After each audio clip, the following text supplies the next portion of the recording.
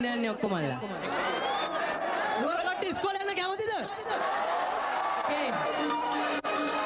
ආයේ ආයේ ආයේ ආයේ එන්නේ නෑ ආයේ ආයේ ආයේ ආයේ යන්න බෑ ආයේ ආයේ ආයේ ආයේ එන්නේ නෑ ආයේ ආයේ ආයේ ආයේ යන්න බෑ ආයේ ආයේ ආයේ ආයේ එන්නේ නෑ ආයේ ආයේ ආයේ යන්න බෑ ආයේ ආයේ ආයේ එන්නේ නෑ ආයේ ආයේ යන්න බෑ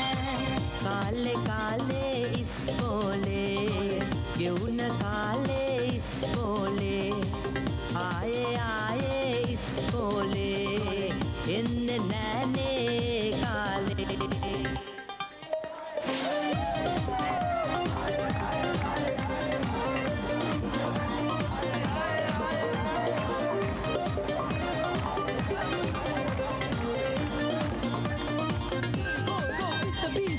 පළමු පන්තිය පොඩි පන්තිය වසර 13 ලොකුම පන්තිය ලදරු කාලය ළමා කාලය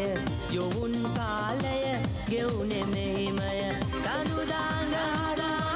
බදාදා බ්‍රහස්පතින්දා සිකුරාදා සීනු අඬවා පන්තිය ආරම්භා විෂයමාලා නිසිහදාරා ආයේ ආයේ ආයේ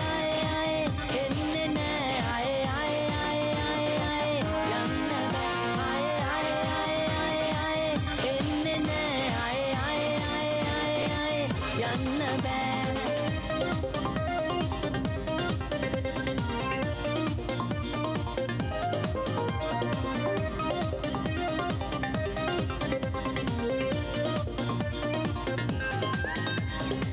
දහතුන් වසරක් ගෙවුනි නොදැනීම ගුරුවරු යහළුවෝ පොතපත අතරම තවමත් රැවුදෙන සීනුවේ නාදෙන් ආයෙත් ආසයි යන්නට පාසල් අපොස